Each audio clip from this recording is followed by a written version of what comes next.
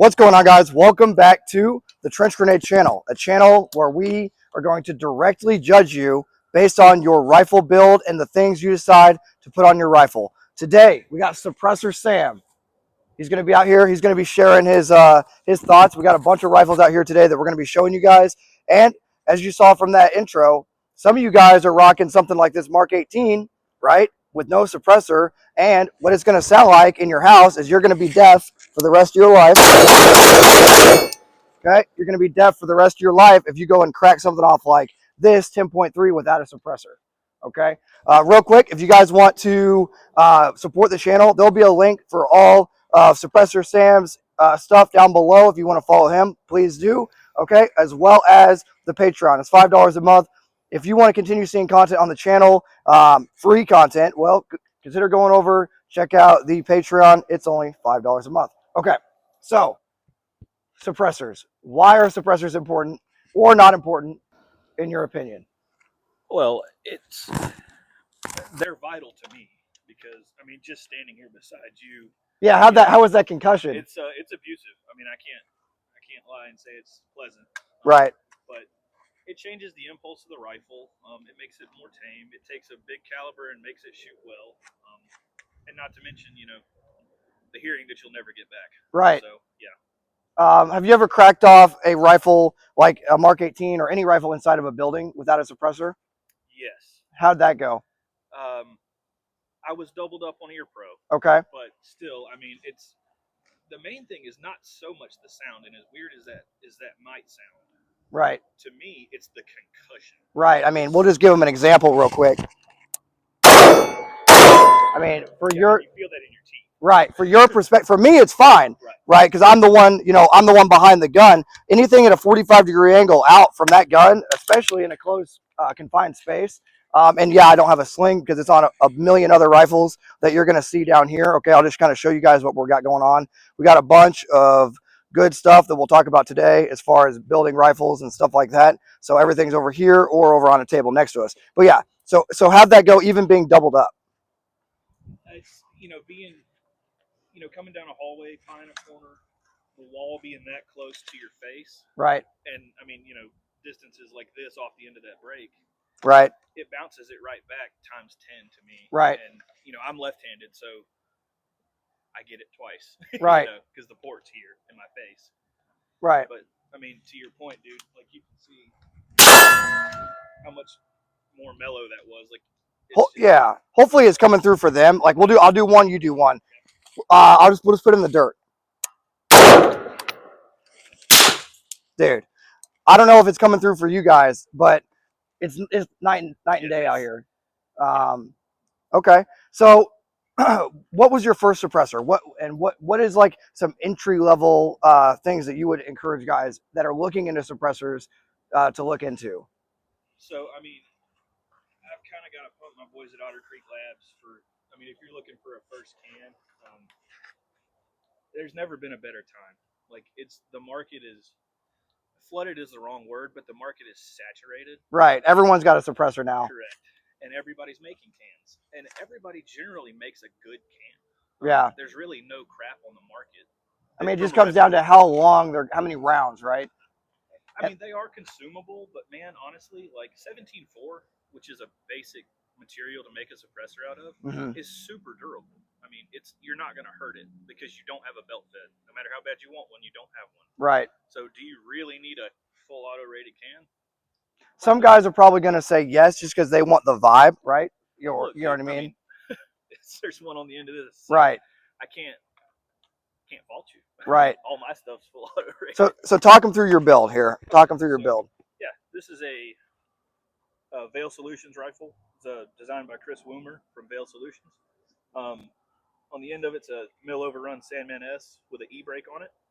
Then we've got a Unity hot button switch on a Surefire. I think it's a 640 Pro. SC Irregulars hand stop. Neomag Sentry strap.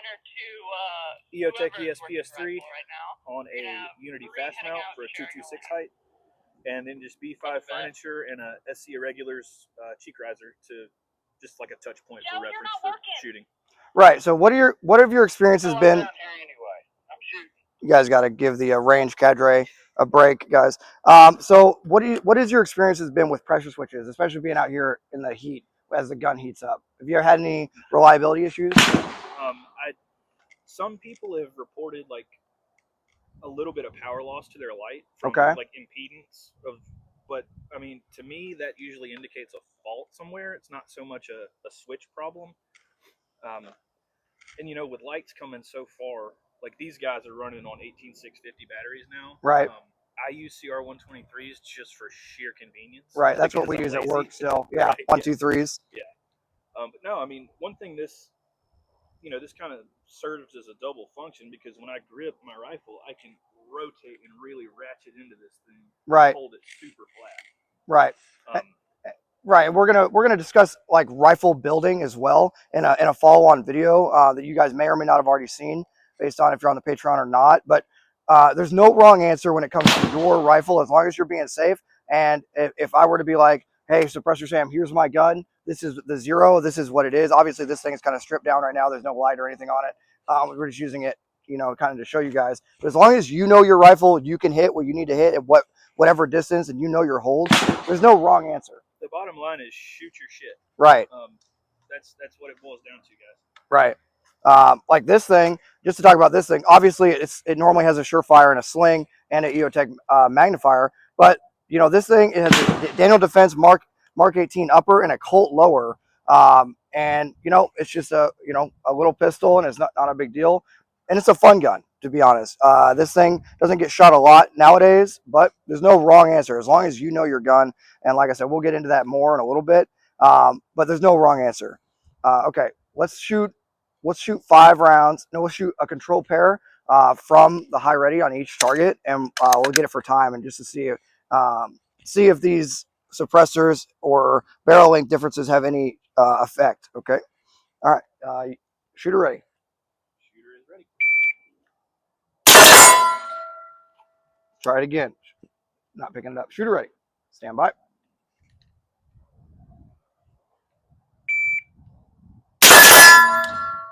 Okay, 155. It's definitely going to pick this thing up. Yeah,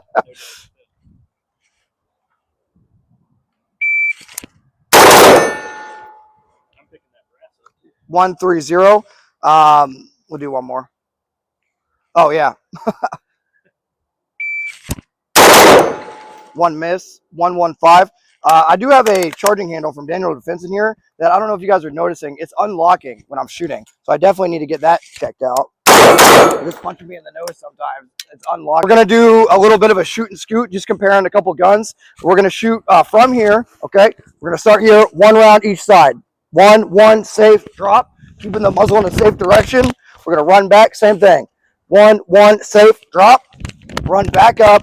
Repeat, and it'll end back there. Okay, so a total of 2, 4, 6, 8 rounds. If that makes sense. Yeah, I'm running so the gun I'm gonna be running for this drill. It's just a Daniel Defense with a 16-inch Surefire ACOG with RMR on top. So I'm going to be shooting RMR. He's going to be shooting EOTech. We'll see if it affects our times at all. All right. You ready?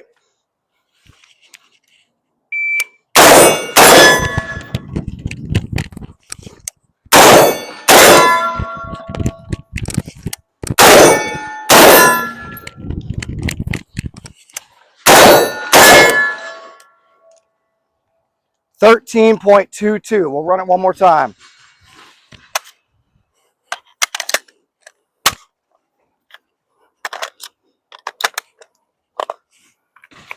All right. Good.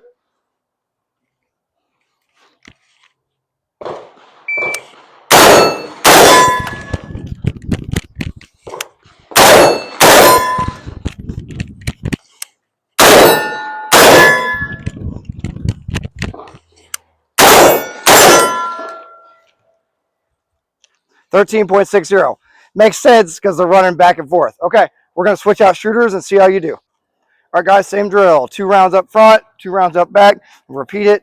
2 targets about, I would say, 20-ish feet apart. Okay, shooter ready. Ready. Stand by.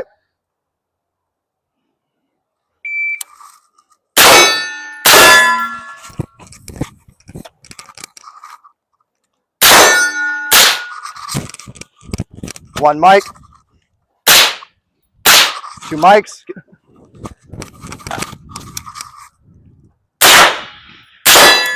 Okay, let's hot wash it. Yeah. Well, what happened on the misses there? Stopping and pulling. Okay, so you were pulling the gun Correct. past it. Overdriving the gun. So that's a very that's a common thing that happens because I was looking at the dot. Your muscle. Okay, so you're dot focused, not target focused. All right, let's run it back again. I think you had a total of what? Four-ish misses. Well, yeah, they'll know on camera. Yeah. We don't even know. It's hot as hell out here. Okay, let's run it back. This iteration, focus on accuracy. Okay. Shooter ready. Stand by.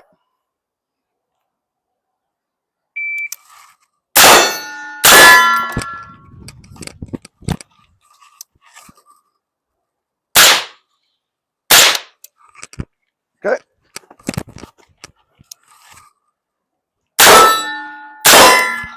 Oh, yep, get moving.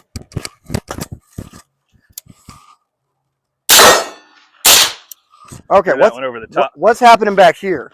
I don't know. Let's do a confirm zero. I'm ending up too close to the barrel. Okay. And it's causing me to do this right here. Uh-huh. And I think that's kind of, I'm throwing them over the shoulder. Right. Okay. We'll give you a second to reset. I'll run it back. And on the next drill, I want you to focus more on target focus. I think maybe you're driving the gun a little bit. I can tell them. I can feel me overdriving it. So. Okay. And that's one thing for the guys at home. Like if you don't run drills, right? Like if you don't run drills, and not saying he doesn't run drills, but even if you do, it's a perishable skill. For sure. Like you got to be out here actually doing the thing with the gun. 100%.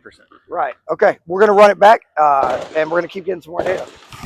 All right, guys, for this next drill, it's going to be very similar. We're going to start on the left, one round per guy, move to the right. 4 times. Now, one thing we're looking at is how fast we're driving the gun and getting to our next point of domination, okay? Quickly and safely, obviously.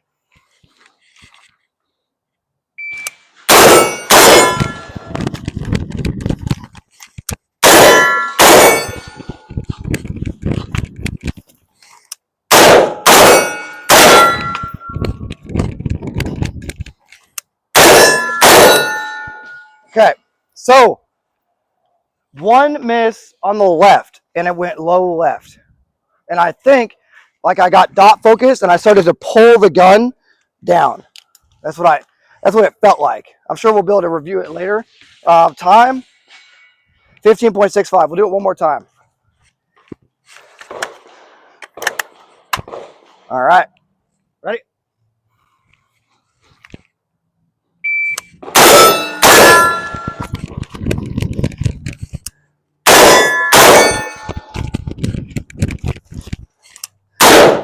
Same thing, same exact spot. Same exact spot that I missed. Okay, all right, time 14.97, 1 miss per. We're gonna switch shooters. Guys, so it's gonna be the same drill, 1 round each target per side. How's that LPVO treating you? We were talking a little bit off camera. It's fine. I mean, I love the optic. It's just, it's easy at this distance to get sucked into the optic and to kind of start gaming it. You know what I mean? You'll start getting hard focused on the dot, which leads to lots of that problems that you guys saw in the last runs. That's a training scar. That's my problem. That's not the optic or the gun at all. That can be trained out like that. Right. You just got to do it. You got to put the time in. And that's what we're doing. Yeah. All right, brother. All right. Same. You understand the drills? Pretty much the same thing. 1 round each target. All right. Shooter ready. Shooter is ready. Stand by.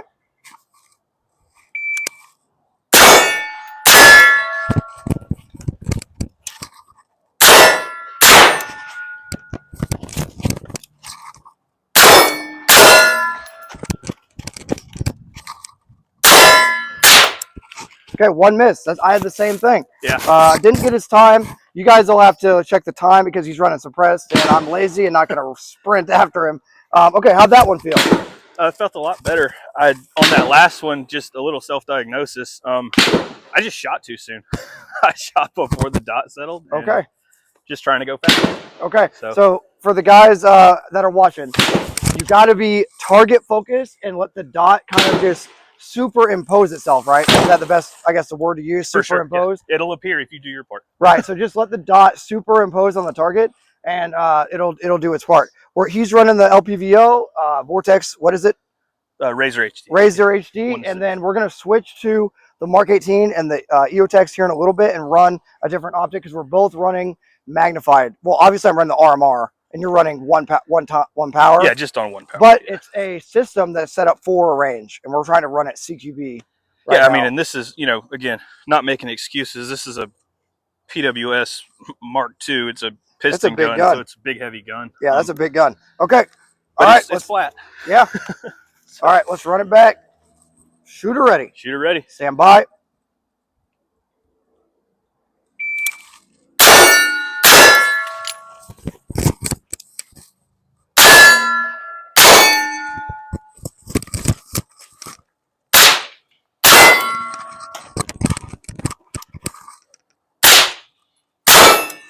All right, 2 misses. Same thing again. Right.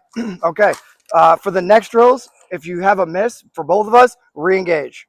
Okay. Re-engage. Make it up. Yep. That way it's not a training scar for both of us in real life. You know what I mean? For sure. Okay. We're gonna switch guns, guys. We're gonna run some lighter guns. Yeah, please. Okay, let's do it. Oh no! No wonder you're having issues dragging that dot. That's a heavy. All right, you got it filming? Yeah. All right. Yeah, this gun is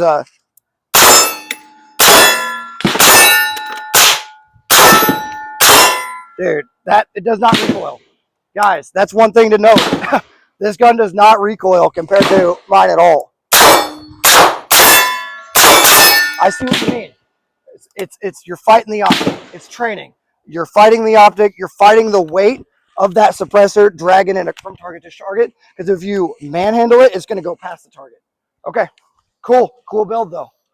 All right, guys, so we just got done running a bunch of drills. I was running the 16-inch Daniel Defense with the ACOG and the RMR. You were running a what is it? 14.5. 14.5 with the Razor HD Vortex. So we're talking off camera. A front heavy gun, you almost have to train more. Would you agree? For sure. Yeah, a front heavy gun. Like we switched to our I guess my pistol and his SBR pistol. This is just a pin and weld. Pin and weld. Okay, so we switched to our smaller guns, right? Our carbines, and dude, like we were talking about just now, it's like cheating. Yeah, basically. Feel like you could fly. Yeah, this thing is obviously. I'm going to be putting a Surefire RC2 on this thing, so it's going to get front heavy. For sure. But with just a red dot and no white light at all, this thing is basically cheating. Well, and that's where people kind of, you know, to kind of broach the topic of suppressors here. This is a titanium suppressor, and here, it's not front heavy. Okay, this thing compared to what we were just running, what suppressor is this? You want to talk to them? What's the build and everything? Oh, it's a SLR Rifleworks 13.9. Okay. With a Hux Flow 762 Ti. Okay. Yeah, this thing is compared to what we were just running. I mean, that's nothing. That's nothing compared to what we were just running. It's not bad at all. No. So I guess the point to hammer home here, guys, know your gun. And if you're buying a gun because your favorite influencer or whatever bought it, that's fine. But what you got to do is you got to go purchase some ammo, a lot of ammo, and come out to the range and actually test it. Because what's not going to work is when you're just sitting at home, you're not going to know what the gun's going to do. You're not going to know your holdovers. You're not going to know the little things, right? And how important is that? Oh, for sure, dude. I mean, and dry fire is a phenomenal tool. But practice doesn't make perfect. Perfect practice makes perfect. And you're not going to understand the dynamics of the rifle under true recoil until you put rounds downrange. Right. So you can dry fire all you want, and it's an amazing tool for burning reps. But also just be aware you can build pretty crappy habits doing a lot of dry fire too. Right. You got to so dry fire, a lot of guys will use the 1/3, 2/3. 1/3 live fire, 2/3 dry fire, right? So 1/3 of your life is spent live firing, 2/3 of your life is spent dry firing. That's good. But you still need to understand, the recoil impulse of the gun. You still need to understand how to actually use the gun. Obviously, going and dry firing every day, that's awesome. You should be doing that. But more dry fire is going to be more better. And more live fire is going to be better too if you can that's afford ideal. it. Yeah, Yeah, that's perfect. yeah. If you can afford the time, I Right. mean, you know, I'm a busy dude. You're a busy dude, right? To get out here, you know, and to convince yourself. We got lucky today. We got some cloud coverage today, so it's not as bad as it could be. But to come out here and to get everything out to the range and run it down and basically smoke yourself outside of the gym on your off time, it's a commitment, and it's a commitment that you guys have to do.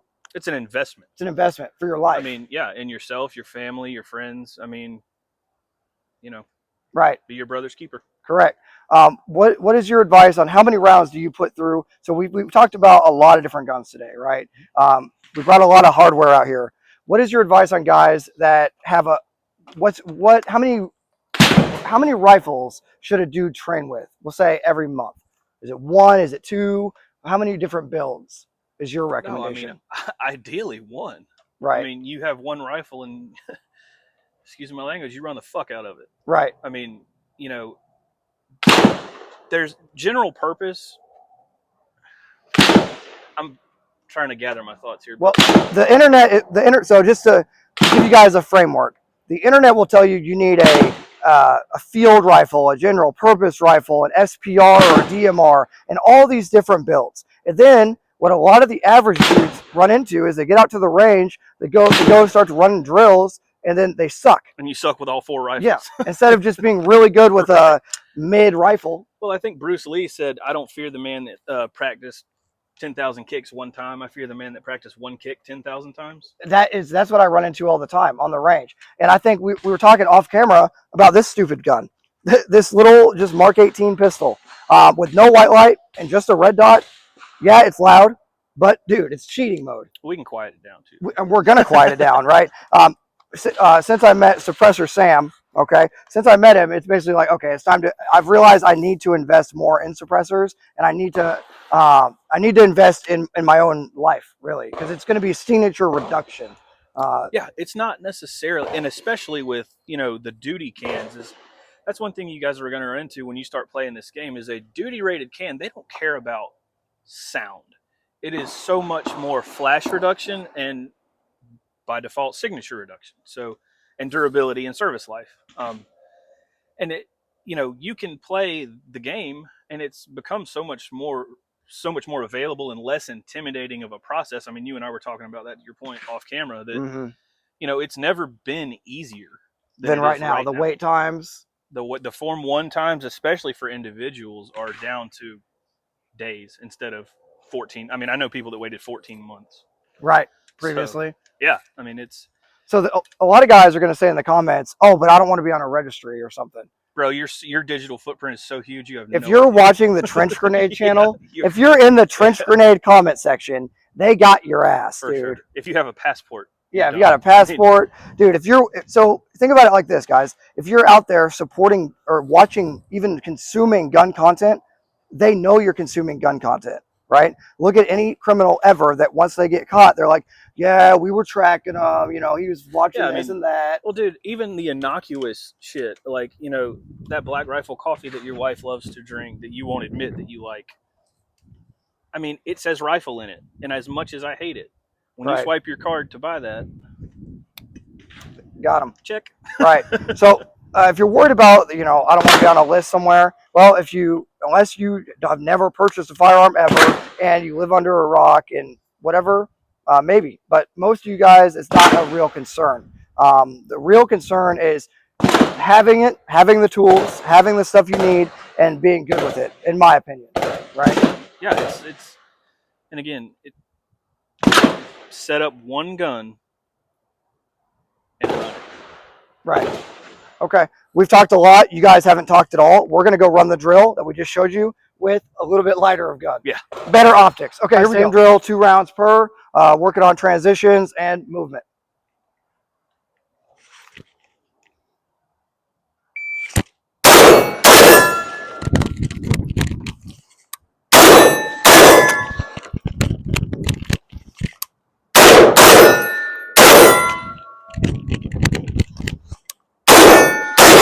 All right, 1 miss on the left target. Time 14:43. I'll run it back.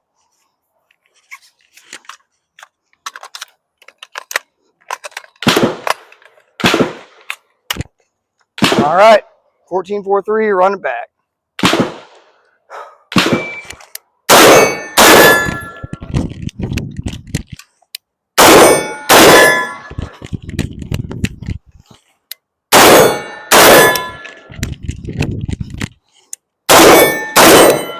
Finally, perfect run time, 1408.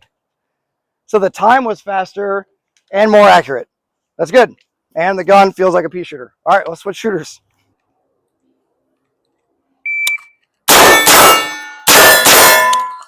You shot the wrong drill. It's okay. Let's do it again. All right. All right, that'll be a good clip. Dude, did you see the fire coming out of this thing? Dude, I did not. I'll see it later though, or they'll see it. It's daylight visible. That's sparking. awesome. All right, shooter ready. Stand by. Yep.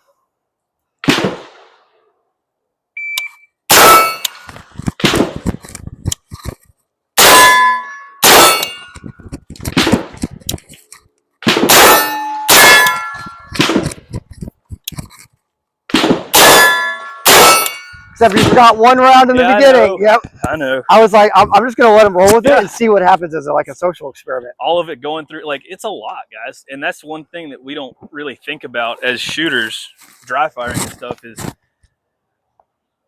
everything is nice until you step on this line and the stress ratchets up. In your bedroom, you know, dry firing at your light switch, you can get lazy and complacent and everything, but that's going to show as soon as you get out here. Right. You toe this line and that beep hits, and I mean your adrenaline spikes, and you know you start looking everywhere, and it's a different world out here. Stress inoculation, for right? Sure. Okay. And you can't replicate it in your Correct. bedroom. All right, one round each target. Here we go. Let's run it again. Shooter ready. Shooter ready. Stand by.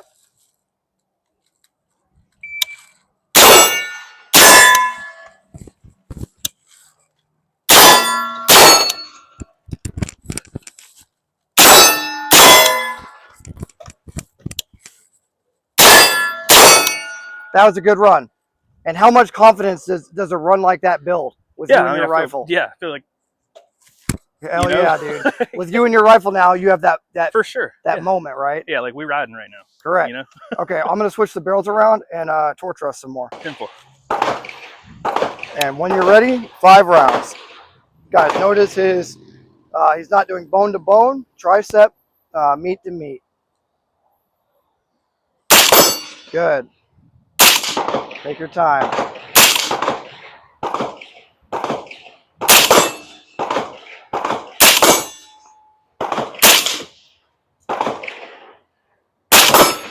How did that feel compared to earlier? Better.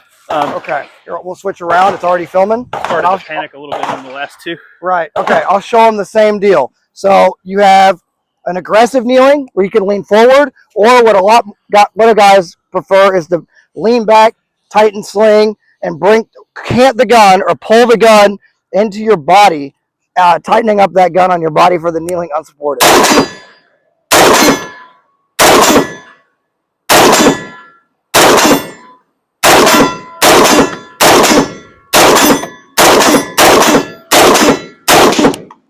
One miss, but guys, you should be able to hit with the kneeling unsupported all day long at 100. You could build a house on that foundation. Right, and I'll show them a little bit more.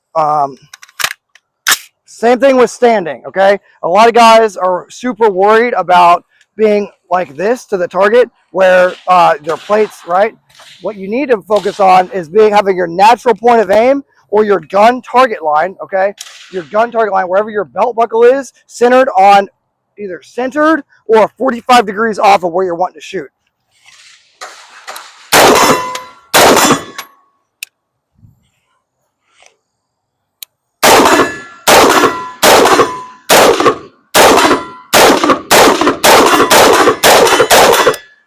And once you get that down, guys, you're just going to be hammering. Like, you're going to be hammering all day long.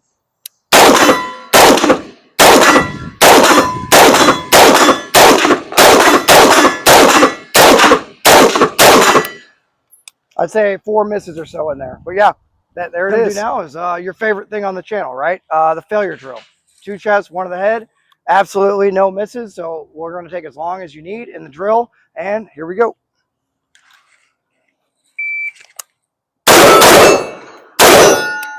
Let's go check it out. Time 2:62.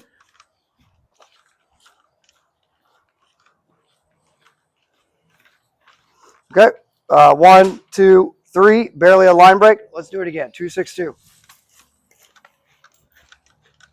Failure drill. 2 chests, 1 on the head.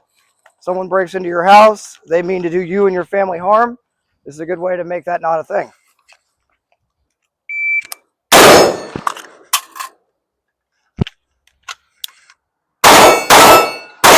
All right, let's go check it out. Staccato saves the day, I guess.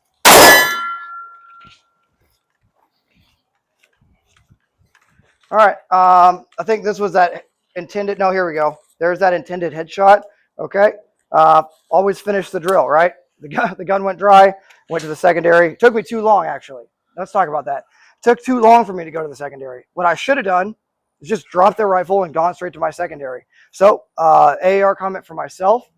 Be faster, do better. Let's try it one more time.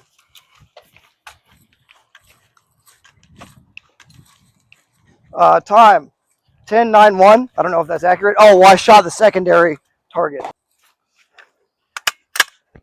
I'm just waiting for there to be some green tip in here. Freaking smoke through this thing. You'll hear it for sure. All right.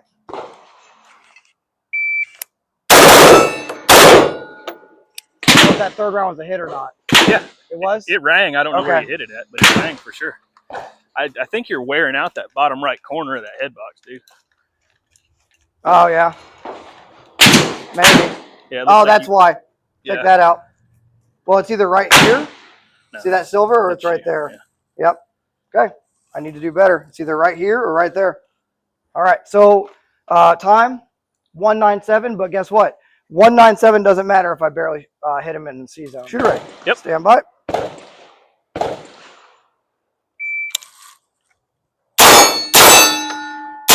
High. Good. Okay, good. 4.87. Let's shoot it one more time. We'll go down range. Shooter ready. Stand by.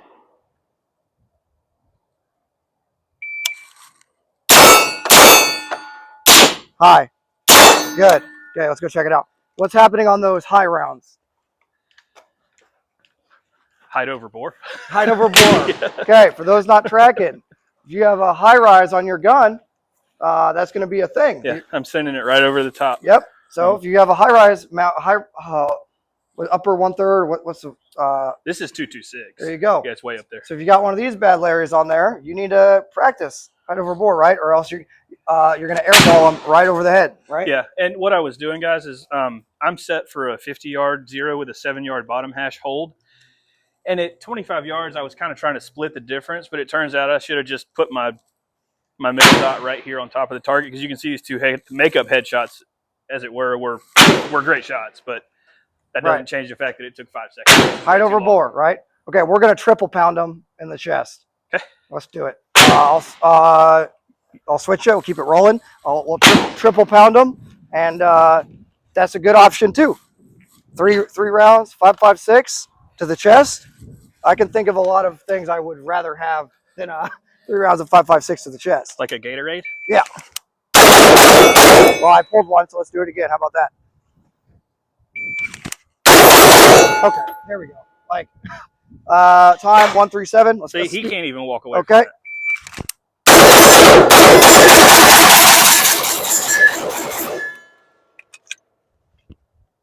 I mean, see, height over bore is even a thing with a lower 1/3, guys. I mean, you could see how they trended. Well, I was aiming low. I was aiming low. Oh, were you? Yeah. Once I started riding the lightning a little bit. Just tell me to shut up, then, Steve. No, you're good. You can get in close. Show them the gun as we kill this home intruder here.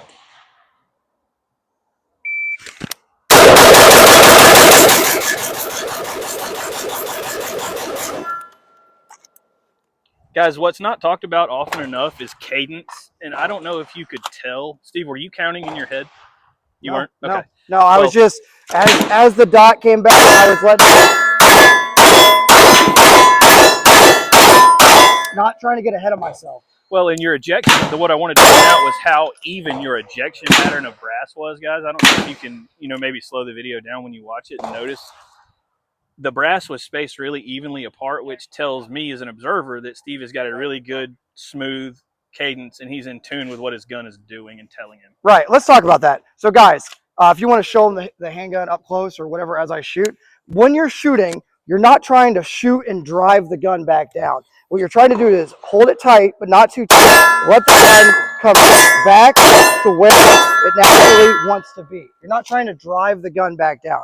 All you're trying to do is kind of let the gun do what it naturally wants to do and let it come right back to where it wants to be. Does that make sense? So you can do it with just dominant.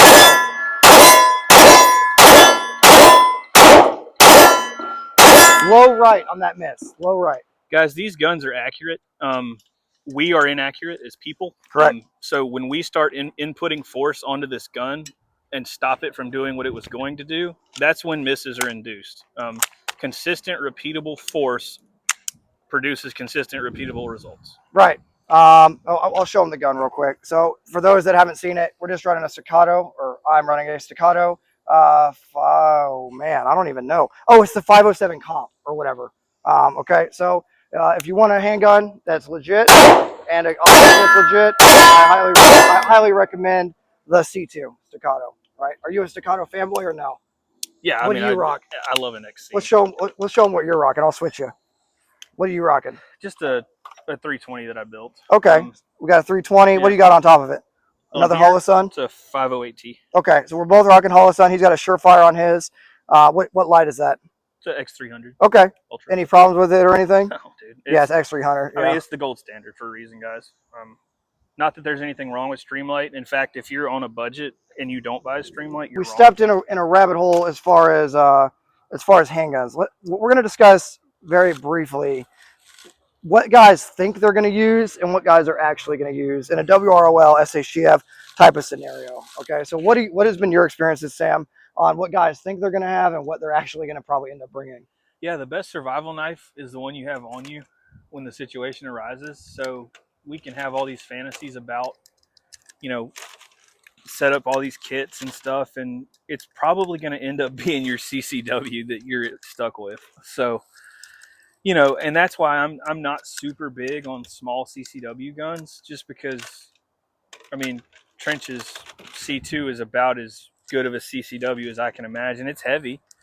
Yeah, it's got a Palmer frame. It's not too bad. Yeah, but it's a little bit heavier than a Glock. Oh, a 365. Right. The most popular CCW guns. I mean, but I wouldn't feel hamstrung by you handing me that in without rule of law scenario. Right. I mean, I would be like, seriously, if you handed me a 365, because I don't have little hands. Right. I'm not a huge guy, but it's just not a fun gun to shoot more than a mag through. It's just not. Or like a Glock 43. Yeah, Glock 43. I love the platform, love the gun. Sucks to shoot, man. Yeah, there's not a good gun. It's a snappy gun. Right. I had a conversation with Gun Thoughts. I don't know if you're familiar with that channel. Huh? Yeah. We did a live stream once, and he was swearing up and down. Shout out to Gun Thoughts if you see this, probably not. And he was swearing up and down. Oh, Glock 43 is a bad gun. It is. It actually is a bad gun, and by bad gun it means you don't want to get in a gunfight with a Glock 43. No, that thing is tiny, dude. You don't want to get in a gunfight, period, guys. And that's the thing is. The best weapon you have is your brain to get you out of a situation. Not get into it at all. You know what I mean? And I'm the kind of guy that I'm carrying, but I mean, if you want to fight, hey man, you're right. Yeah, I'm out. I'm leaving. Yeah, it's not worth your life. No, I don't even care. I don't know you. I don't care about you. And your opinion of me means nothing. So if you think I'm a bitch, that's cool. I'll be a bitch for 10 minutes. Yeah. And then I'll go home and continue living with my life. Yeah, not thinking about you anymore. You know. So I wish a lot more people had that mentality. Well, I mean, it's just I am no good to anyone dead. Right. And my pride is not going to be what kills me. Right. So I mean, if the whole world had that mentality, there'd be a whole lot less crime and a whole lot less dumb stuff going down. Right. You would think. So guys, don't get too wrapped around like I need this gun, I need that gun. Carry what you would want to have to use if you had to use it, if you're forced to use it. Yeah, there's gonna be times where you have gym carry or whatever, and you do what you're gonna do. And the bottom line is, whatever you leave the house with is what you freaking left the house with. Well, and hang on a second, Trench. Let me. Yeah. It's a Shadow Systems MR920 Elite. Oh, they're gonna know all about it if they're a long-term. I have a lot of Shadow Systems products. If you want to show it closer to them, you can. it's really just essentially a rolling special. It's a cop. It looks like but a it rolling. ain't. Yeah, You know? correct. It looks like a rolling special. It's Harrington Arms Comp, RMR, Surefire X300. This to me is the perfect carry gun because I will fight with this. Like this, there's nothing this firearm cannot accomplish. Right. And be confident in. It takes Glock magazines. I'm not going to point it at Steve, but you might can see how low this RMR is mounted. It's some of the lowest outside of a ZevTech right, you slide. can compare it to this. I mean, yeah, it's super low. I mean, compared to the, I don't know if I'm in frame. Yeah. Compared to the 507 comp, it's a little bit lower. RMR is a little bit lower frame. But yeah, this is pretty ideal for me. And you can really just overlay this with any Glock 19, dude. I mean, that's the perfect carry gun to me as a Glock 19. And guess what mags you're going to run into? That's exactly a lot of these things out there. Well, and that's another reason, mag cross compatibility with magazines. A Glock 19 can take 17 mags. A 17 can't take 19 mags. Yeah. So, just keep it in your wheelhouse. Yeah, I mean, considerations. Yes, you can overanalyze the hell out of this thing. Mm-hmm. We do that daily. That's why that's why I have a YouTube channel, and it's why you're on the YouTube channel right now, right? Yeah, I mean, that's why you're watching this video, right? Because you're probably thinking about this stuff right now at home. Yep. In the AC. Yeah, not like not me. I mean, to die. As you can tell. Oh, they know. Every struggling. video is like drenched in sweat. We shot a lot. You guys didn't shoot at all. You were out here with us. I guess in summary, get a gun and shoot it. Get good at shooting it. Don't collect a bunch of stuff that you're not going to be good at. Get some rounds through the pipe. Dry fire with the gun. Know your holds. And get used to being uncomfortable out here on the range. I guess in the sun. Yeah, get comfortable being uncomfortable. Right. It's type 2 fun sometimes, but type 2 fun is still fun. So, right. I mean, as you can see, we're both drenched. Well, they can't probably tell with me because I'm wearing multicam black in the sun. But yeah, guys, I wore gray like an idiot. Well, MC Black, rise up.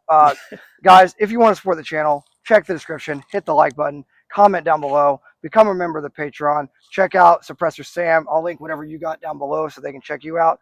And just be a dude, right? As Milspec Mojo says a lot on his channel, be a dude, don't be a dick. Get down there, have some good discussion. What is this can that we're about to burn it down with? You want to talk to him about this thing? Yeah, that's the Flow 556K. It's a 17.4 can. Super small, pretty loud, but it's better than nothing. Right. So, okay. Burn it up. Right. All right, guys. Thanks for being here. And until next time, it's going to be Trench Grenade, your average suppressor enjoyer, and Suppressor Sam signing out. Cheers.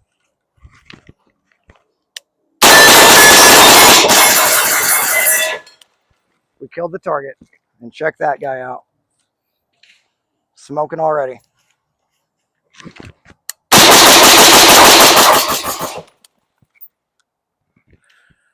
Cheers, guys.